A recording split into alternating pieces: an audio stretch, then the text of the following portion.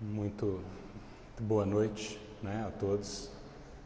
A gente ficou uns dias assim sem vir a casa, em viagem assim em família, e como nos faz falta, né? Como nos faz falta estar aqui. Então, a gente é muito grato a cada dia que a gente vem e a cada momento que nos direcionamos assim ao grupo, né? A casa que tanto nos ajuda assim na reforma, né? Nos estimula ao entendimento do cristianismo redivivo, que é o Espiritismo. Para a gente começar a fazer uma prece, né? Cada um se porta, né, de olhos cerrados ou não, da forma que se sentir mais confortável, né? Mas a gente roga ao Pai um entendimento, né? Um agradecimento enorme pela vida, por estarmos todos aqui, né? Apesar das lutas, da dificuldade, do nosso cadinho de lutas acerbas, como Emmanuel fala, mas que estamos aqui firmes, fortes, iniciando mais um ano. É claro que a gente sabe que todo ano é ano de trabalho, mas é sempre um momento, é sempre uma oportunidade de regenerar, sempre uma oportunidade de reformar, atingindo assim essa estrada, essa seara do bem, Pai. Nós temos ainda tantas dificuldades de entendimento, mais ainda dificuldades de ações, e rogamos a nós outros e a todos os nossos irmãos em caminhada luz e paz e entendimento, nos ensinando a ser mais calmos, mansos, pacíficos, e assim trilharmos juntos a seara do bem, a seara cristã. Em especial, Pai, rogo aos nossos irmãos em caminhada que estão passando por provas, por expiações aí relacionadas ao tempo, às chuvas, que tanto acomete o nosso estado de Minas Gerais. Então, Pai, uma atenção de vibração, de emissão de pensamentos positivos. Sabemos que nada acontece ao acaso, mas rogamos sempre misericórdia e os nossos melhores sentimentos a todas essas famílias que se encontram em dificuldades. O estudo de hoje, ele vai ser direcionado ao capítulo 14 do Evangelho segundo o Espiritismo, mas do ponto de vista de harmonização, eu vou fazer a leitura de um livro, a leitura do prefácio, né? O prefácio foi escrito por Emmanuel, de um livro psicografado por Chico, pelo espírito Neio Lúcio. É um livro que eu conheci há pouco tempo e convido todos a terem a oportunidade a lerem, né? Chama Jesus no Lar. É um fomento ao Evangelho do culto no lar, uma prática que no meu lar a gente executa todas as segundas-feiras, né, João? Todas as segundas às 21 horas, e realmente tanto edifica, tanto ajuda na harmonização, né, e na elevação dos pensamentos e no entendimento. Então, nesse livro, são passagens de Jesus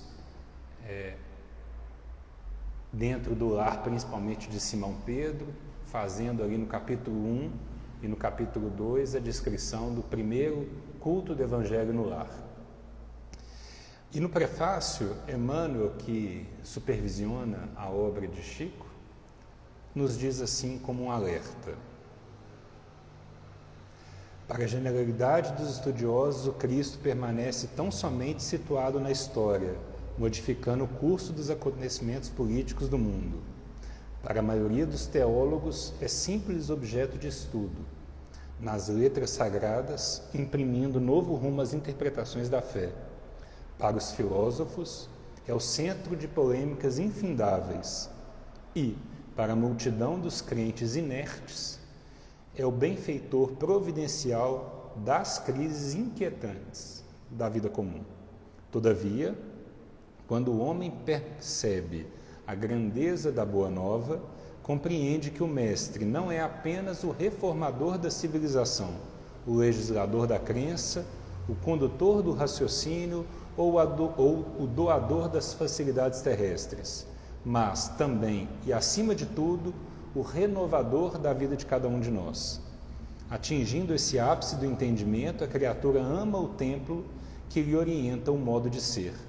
Contudo, não se restringe às reuniões convencionais para as manifestações adorativas, e sim traz o amigo celeste ao santuário familiar, onde Jesus, então, passa a controlar as paixões, a corrigir as maneiras e a inspirar as palavras, habilitando os aprendizes a traduzir-lhe os ensinamentos eternos através das ações vivas, com as quais espera o Senhor estender o divino reinado da paz e do amor sobre a terra.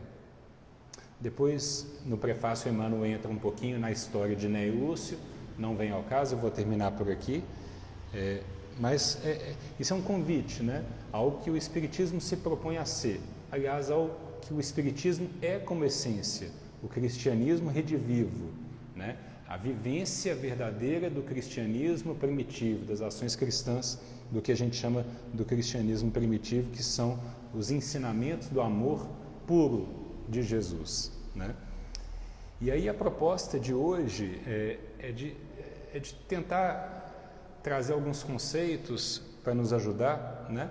De iluminar um pouquinho o raciocínio. A gente sempre fala muito da fé raciocinada que o Espiritismo nos dá, mas precisamos jogar um foco no raciocínio iluminado, quando a gente usa, né, as potencialidades, as potenciais de formulação de ideias, mas sob a luz cristã, né, que é o raciocínio iluminado.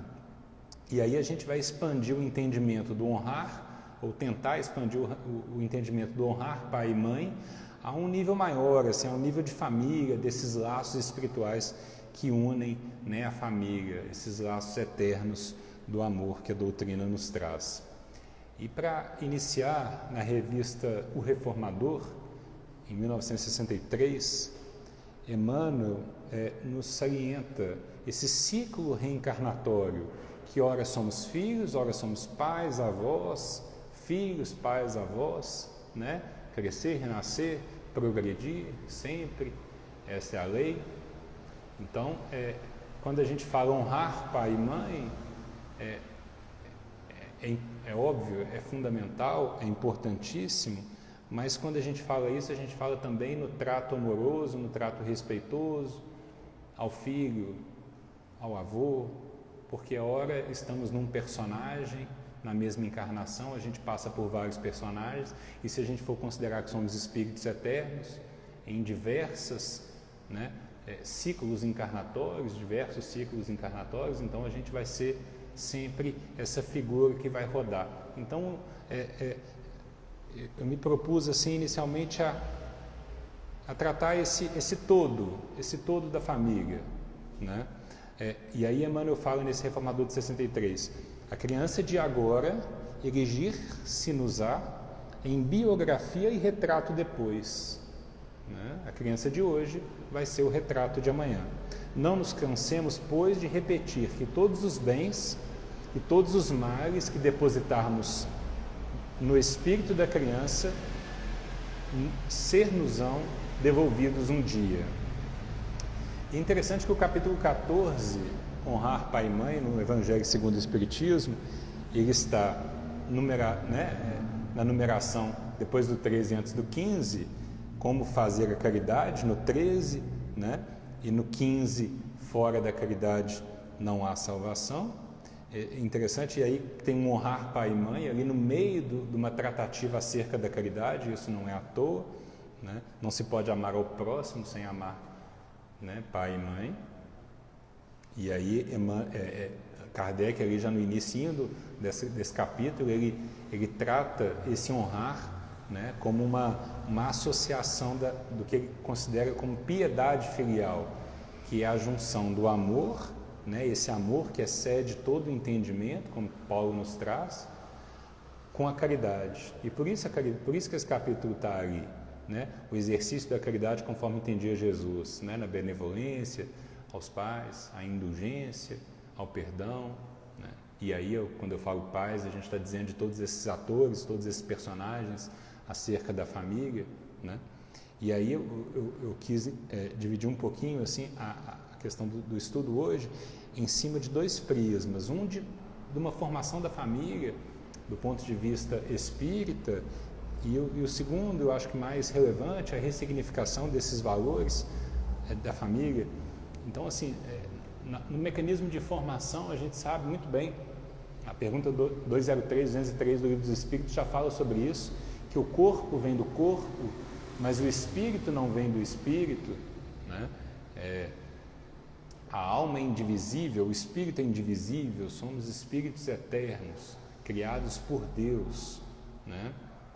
Então, eu penso muito, por exemplo, hoje eu estou com 2 dos meus 3 filhos aqui, então eles têm um pouquinho da genética minha, tem um pouquinho da genética, né? Metade ali dos caracteres genéticos da minha esposa, mas a alma, o espírito, não é metade minha, não é metade dela.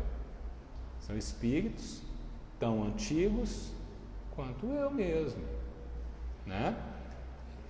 Com as suas ações que precisam ser trabalhadas, com as suas qualidades, e a gente vai nesse entendimento progredindo junto. Pode ter características similares, o Livro dos Espíritos trata sobre isso, e aí aquela questão de espíritos simpáticos que vão sendo trazidos ali nas reencarnações juntamente, ou não, né? Ou não. Na pergunta 207 do Livro dos Espíritos, Kardec pergunta sobre isso, sobre essas semelhanças morais. Nós não estamos falando da aparência genética, da aparência física, porque a aparência física é um traço genético, é cromossomo, são os nossos 46 cromossomos, né? Não é disso que nós estamos falando da aparência moral, da semelhança moral, que Kardec pergunta. E aí fala, mas espera aí, pô, seu filho tem características morais semelhantes à sua, pô, será que vem um traço ali do espírito? E a resposta da espiritualidade é muito simples, não. São almas diferentes. Nosso espírito é indivisível, é único, é particular, né? O que acontece são as afinidades. São espíritos que vibram muitas vezes na mesma frequência, digamos assim, né? É interessante que num livro chamado, se eu não me engano, Antologia Mediúnica, num capítulo que chama Mãe, ou é o contrário, num livro que chama Mãe, num capítulo Antologia Mediúnica, enfim, Emmanuel trata desse laço espiritual que une os pais, mas essencialmente as mães, que nesse momento são como mães, mulher, né? Porque a gente também vai ciclando ali em gêneros diferentes, dependendo da encarnação, nesses laços espirituais. E ele salienta uma coisa importante, que não nos esqueçamos, que aquele espírito reencarnante, ele já está vinculado lá pelo menos 9 meses antes, né? Muitas vezes antes disso, a gente sabe, mas pelo menos nós 9 meses antes ali. Então, antes da mãe ver o rostinho da criança, antes do pai ver o rostinho da criança, já há um trabalho muito grande ali por trás, né? E aí, muita gente pergunta, a gente sempre vê disso, mas você não conhece meu pai, você não conhece minha mãe, você não sabe a minha história, né? E a gente sabe que há momentos ali de grandes dificuldades e entendemos tudo isso. A grande questão é que, assim, o presente maior da vida, do ponto de vista encarnado, é a possibilidade de encarnar, que a gente sabe que não é uma coisa fácil. E a possibilidade de encarnar é uma gratidão, uma dívida, vamos assim dizer, que nós temos com os nossos pais, que é impagável, é insolvável essa dívida, insolvável. Claro que a forma com que os pais vão tratar ali os filhos, digamos que os pais abandonem esse serviço, essa missão que é cuidar dos filhos, né? E aí ele vai responder conforme a lei divina, né? Vai lá fazer seus trabalhos, os seus resgates necessários, etc. Mas o olhar de caridade, o olhar de compaixão, de amor, de piedade filial, ele nunca pode deixar de ter, mesmo naquelas histórias que são tão difíceis e cada um sabe de alguma, né? Porque aquele pai e aquela mãe, por mais difíceis que possam parecer, né? Eles te deram o maior presente da vida, que é a possibilidade de encarnar, né? A possibilidade de encarnar. E a gente precisa ser muito grato a isso. E nunca ser ingrato, nunca. Porque não nos cabe julgar, não nos cabe julgar. Porque a casualidade no planejamento encarnatório, a casualidade ela não está no dicionário divino. O processo de formação das famílias ele é um processo estudado. Se a gente for ali remontar a literatura espírita, sobretudo a trazida por Chico, através do espírito André Luiz, ele vai tratar ali em muitas das suas obras desses meandros no planejamento reencarnatório, dando exemplos atrás de exemplos de famílias com as suas facilidades ou as suas dificuldades. Então, aquele planejamento, ele é um planejamento muito estudado, muito estudado. Nenhuma situação está ali ao acaso. E no capítulo 156 do livro Fonte Viva, denominado Parentes, e por isso que eu quis trazer assim, esse cenário inicial, que estamos ali juntando o bolo familiar, não só pai e mãe, a gente tem que ter a piedade a todos, né? É que nem sempre o processo da família ele é um ambiente de flores. Muitas vezes é um espinheiro que nos reclama, e Emmanuel trata dessa palavra, que nos reclama sacrifício, renúncia. No espinheiro a gente precisa de renúncia, de sacrifício. E faz um alerta: violência e desleixo, né? Palavras duras, ninguém aqui está falando de agressão, obviamente, mas uma palavra dura, né? Uma falta de ouvido, ou desleixo, deixa isso para lá, não vou procurar saber, não vou dar assistência. Então, violência e desleixo familiar nunca serão os melhores caminhos. Nunca serão os melhores caminhos. E esse capítulo, né, ele vai ali tratar um pouquinho em cima de uma frase de Paulo, numa carta a Timóteo, que é assim: mas se alguém não tem cuidado dos seus, e ele trata ali na carta sobre a família, se alguém não tem cuidado dos seus, e principalmente dos da sua família, negou a fé, e é pior que o infiel. Negou a fé, e é pior do que o infiel. Fé no sentido de fidelidade, né? Lá do grego emunar, né? Foi traduzido muitas vezes como fé no sentido de crença, mas nos parece muito mais sentido quando pensamos a fé no sentido de fidelidade, de caminhar junto. Então não tem como a gente caminhar a estrada do Cristo se a gente abandona a família, né? Se a gente não tem a piedade filial aos nossos pais. Na formação da família, Emmanuel trata é claro que não é tão simples assim, é quase que uma forma didática, mas ali de algumas possibilidades. Uma delas são os espíritos afins, que a gente até já citou. Então, aquela pessoa que a gente tem ali, aquele espírito, aquele irmão que temos ali um amor muito grande, aquela afinidade, né?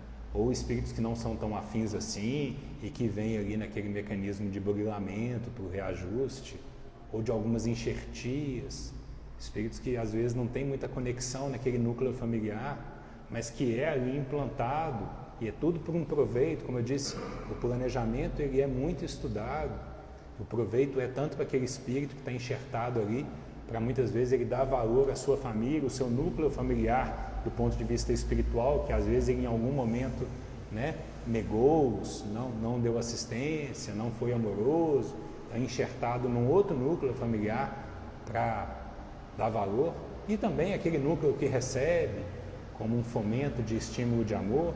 Então, os mecanismos são muito complexos, não nos cabe destrinchá-los, e sim fazer a nossa parte, né? Emmanuel trata de uma frase que eu acho muito, muito profunda, é que o reencarnante sempre busca um ambiente afetuoso, porque muitas vezes o reencarnante ele faz parte ali dos estudos do planejamento, Nem sempre, mas muitas vezes sim.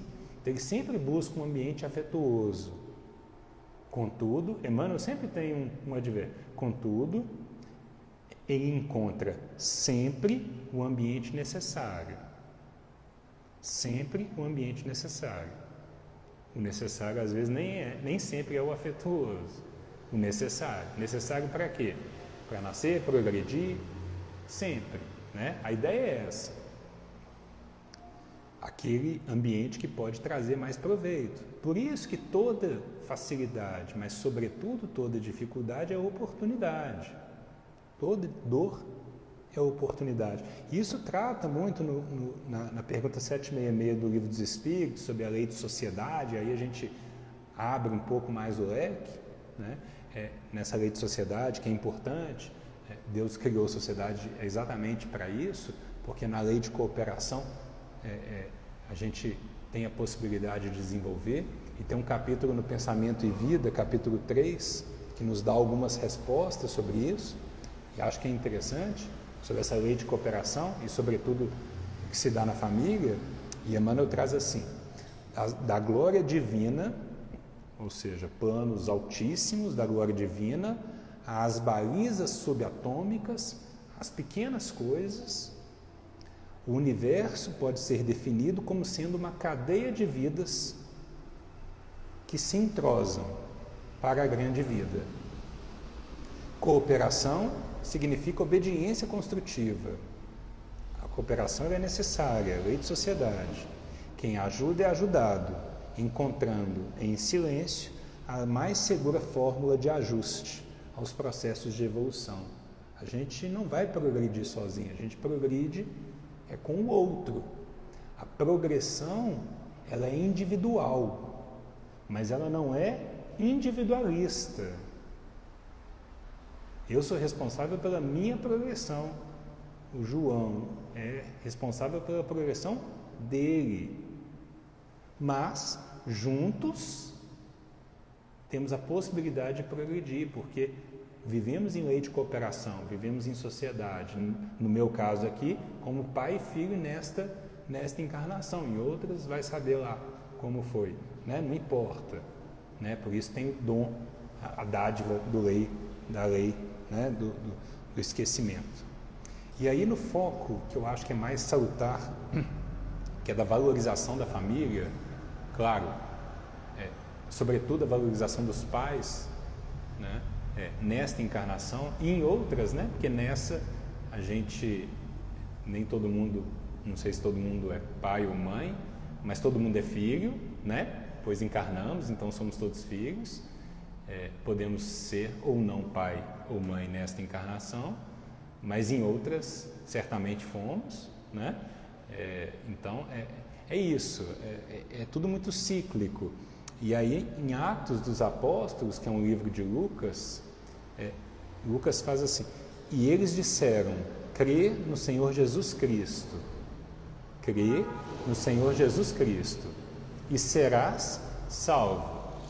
A gente sabe muito bem que não é só crer, né? É crer e caminhar, mas será salvo, tu e tua família.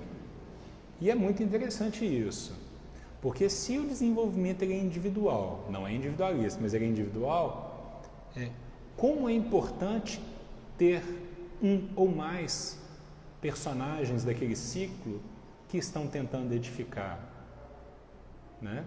Isso é importante demais. Se a gente for buscar na literatura, a gente pode ir lá pegar o exemplo de Lívia, por exemplo, a esposa de Públio Lentulus, que é Emmanuel, numa das encarnações, senador, déspota. E Lívia, super cristã, arrastou, de certa forma, conseguiu ali exemplificar, não pelas palavras, mas pelas ações. Quinto Varro, com seu filho Tassiano, uma história de renúncia, de devoção. Alcione, Estevão, a gente fala tanto de Paulo, né? Que é o nosso mestre, professor, assim, que tanto nos alerta com as suas cartas. Paulo mirava Estevão, ali na exemplificação que Estevão dava do cristianismo primitivo. Então, quando você exemplifica, você aumenta a chance de arrastar. Porque se a palavra educa, o exemplo arrasta. Isso nem é do Evangelho, mas cabe muito bem. E aí vem aquela passagem, né? Quem é minha irmã, quem são meus irmãos, quem é minha mãe, né? Aquela passagem que está em Marcos 3 e em Mateus 12, né? Que é uma passagem que às vezes pode chocar ali, mas Jesus negando a família? Óbvio que não. Ali ele faz um alerta do ponto de vista da família espiritual, da comunhão. Ele estava ali sentado com irmãos ali em travessia e, enfim, ele queria exemplificar, né? No Consolador, no livro Consolador, para a gente definir um conceito, assim, a pergunta 342, o livro Consolador, para quem não conhece, é um livro de perguntas que Emmanuel traz a resposta, e a pergunta é assim: a resposta de Jesus aos seus discípulos, quem é minha mãe e quem são meus irmãos, é um incitamento à edificação da fraternidade universal? E a resposta de Emmanuel é: o Senhor referia-se à precariedade dos laços de sangue, estabelecendo a fórmula do amor. E aí a gente tem que tomar muito cuidado para não parecer frio, mas os laços espirituais, eles são muito mais fortes, muito mais vivos e duradouros do que os laços consanguíneos, do que os laços materiais. É claro que são vidas que se entrelaçam para a grande vida, como Emmanuel fala lá no Caminho, Verdade e Vida. São vidas que se entrelaçam para a grande vida. Então, dentro daquela consanguinidade, há espíritos afins e outros nem tanto. Aquele amor do parentesco espiritual, ele é muito mais forte, né, do que o laço sanguíneo, pura e simplesmente. É claro que nessas vidas que se entrelaçam na grande vida, se a gente for pensar numa projeção lá na frente, é que seremos todos, já somos todos irmãos, mas amaremos todos como verdadeiros irmãos. Amarei João ou Marco, que são meus filhos na atual existência, da mesma forma que amarei o rapaz que passou ali de moto, que eu não sei quem é, né? Então a ideia é exatamente essa lá na frente. E aí é interessante que Emmanuel, que é o nosso professor de Evangelho, eu sempre cito muito porque nos ajuda a interpretar. Emmanuel traz no capítulo 62 do Caminho, Verdade e Vida, um capítulo chamado Parentela. Ele fala isso que eu acabei de dizer: nem sempre os laços de sangue reúnem almas afins. Frequentemente, pelas imposições da consanguinidade, grandes inimigos, espiritualmente falando, são obrigados ao abraço diuturno sob o mesmo teto. Para quê? Para se cooperarem e progredirem juntos. E aí ele faz ali uma separação didática, obviamente, entre o conceito de família, e aí ele considera a família como sendo a família espiritual, da parentela, que seria ali os laços simplesmente consanguíneos. Enfim, dito isso, onde que fica a ressignificação? Tem um capítulo muito bonito da Revista Espírita de 1864, que chama Primeira Moral da Infância. Nessa ideia de tratarmos da família como um todo. Me chamou muito a atenção, assim, pessoalmente falando. Eu já toquei no assunto desse capítulo aqui, acho que vale a leitura, né? Se eu não me engano é junho de 1864, no qual ele fala sobre a moral dentro do lar. Então Kardec conta uma história de uma família que ele conhece, que tem uma criança, e aí ele narra ali o contexto da educação daquela criança, que não vem ao caso aqui. O que nos vem ao caso, que é importante, é o resumo ali no final, né? E ele coloca assim: os novos horizontes que abre o Espiritismo nos fazem ver as coisas de outra maneira, no desvelo da formação da família. Então, por isso que eu fiz essa introdução da formação da família, porque só assim que nos faz sentido. E por isso que Kardec pergunta assim: pode o Espiritismo remediar esse mal? E aí ele mesmo responde: sem dúvida nenhuma, e não hesitamos em dizer que ele é o único suficientemente poderoso para fazê-lo cessar. Cessar o quê? As dúvidas, as dificuldades que aqueles pais estavam passando. Porque se entendessem essa formação da família, talvez tivessem novos olhares para aquela criança. E qual é a moral dentro das dificuldades que aquela criança passava e os pais não estavam conseguindo conduzir bem? Porque eles precisavam moralizar os pais. Eles tentavam moralizar a criança sem moralizar os pais. Sem moralizar os pais. E isso é interessante, porque a Kardec coloca assim: o grave problema da educação moral essas dificuldades da educação moral devem ser tratados como a primeira e principal fonte de moralização das massas. E aí quando a gente trata isso, mas como assim, Paulo? Olha só, como que eu vou moralizar o Marco Antônio, ou tentar moralizar o Marco Antônio, ou dar exemplo, etc., se eu não faço? Vamos dar um exemplo bobo, bem simples, das coisas fáceis da vida? Bebida. A gente sempre dá esse exemplo aqui. Como que eu falo com ele? Marco Antônio, João Paulo, que são os dois que estão aqui hoje, não bebam, não faz bem para você quando vocês estiverem adolescentes, não façam isso. E eu na frente deles bebendo. Como?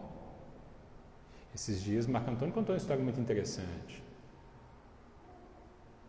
Que um coleguinha, não importa, aqui nós estamos assim em julgamento, é no sentido só do entendimento, que um coleguinha falou: pai, o meu coleguinha falou que todos os pais bebem. E aí eu disse para ele: uai, mas o meu não. Claro que temos tantas outras dificuldades muito mais difíceis de tratar: o egoísmo, a vaidade, enfim. Estou dando um exemplo das coisas bobas, das coisas fáceis de tratar. Como que eu vou dar exemplo, como que eu vou moralizar nesse sentido, caso eu queira que meus filhos não bebam, se eu na frente deles faço ou por trás deles eu faço? Então, a solução é a moralização dos pais. Como lá no início, o que eu planto nos meus filhos hoje vão voltar. Não tem jeito, é uma lei. Uma lei. E aí, nessa dica de como moralizar, no capítulo 1, de onde eu li a introdução, que é o livro Jesus no Lar, capítulo 1 desse livro, chamado Culto Cristão no Lar, por isso que eu disse que é o primeiro culto do Evangelho do Lar que Jesus faz ali na casa de Simão Pedro. Ele explana assim a Simão Pedro: assim também é o lar diante do mundo. O berço doméstico é a primeira escola e o primeiro templo da alma. É a primeira escola e o primeiro templo, a família. A casa do homem é a legítima exportadora de caracteres para a vida comum. Como esperar, olha a pergunta, como esperar uma comunidade segura e tranquila sem que o lar se aperfeiçoe? A paz no mundo começa sob as telhas a que nos acolhemos. De que adianta eu reclamar do presidente, do ex-presidente, do futuro presidente, do prefeito, do ex-prefeito, do futuro prefeito, enfim, ficar reclamando de atitudes ou da falta de atitudes, vamos dizer assim, se eu dentro do meu lar não tento fazer a paz, não tento moralizar, não tento trabalhar do ponto de vista do proveito útil. E é isso que ele ensina aqui. Somos exportadores dentro do nosso lar, somos exportadores de caracteres para a vida comum. Se eu não cuidar de baixo do meu lar, seja com pai, com mãe, com filho, com esposo, com namorado, enfim, dentro do lar, que é o nosso primeira escola e primeiro templo, como que eu vou me portar lá fora? Ou teremos várias máscaras? Lá fora, o Evangelho trata disso. Lá fora, um semblante ameno e dentro de casa, um tirano. É isso? Somos espíritos imortais. A nossa consciência está aí, o tempo todo nos chamando a atenção. Então, para finalizar, já que está terminando, é muito interessante nessa ressignificação da família espiritual, para buscar uma referência. Referência nossa é quem? Jesus, né? Nosso principal guia e modelo. Ele na cruz, vamos remontar lá 2000 anos atrás, Jesus na cruz, no Calvário, ele, que é o governador espiritual do orbe, sereno, pertinho ali do final, vê João, ali aos seus pés três das suas três figuras, João, Maria e Maria Madalena, Maria sua mãe, né, e Maria Madalena, e aí fala com João, João, eis aqui a sua mãe, mãe, eis aqui seu filho, eis aqui seu filho. E no livro Boa Nova, o Espírito Humberto de Campos nos trata assim: Maria envolveu-se no véu do seu pranto doloroso, mas o grande evangelista, João, compreendeu que o Mestre, na sua derradeira lição, ali no finalzinho, ensinava que o amor universal era o sublime coroamento da obra. Era o sublime coroamento da obra. É o amor, é a lei de amor que é o que Jesus veio nos trazer, né? Então, Maria vai para a casa de alguns parentes, a coisa não funciona bem, João vai para Éfeso, depois volta, busca Maria, isso está lá no capítulo Maria do Boa Nova. Maria fica ali com João muitos e muitos anos, num trabalho incessante, né, de auxílio às pessoas da comunidade, um trabalho muito bonito. E aí de repente parece um mendigo e a trata de forma afetuosa, como ela diz, relatado por Humberto de Campos: estou tão acostumado às pessoas pedirem, eu vim receber uma palavra de afeto desse mendigo, e no fundo era Jesus que estava ali, né?